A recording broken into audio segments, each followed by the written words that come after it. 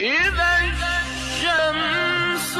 كورت وإذا النجوم انكدرت وإذا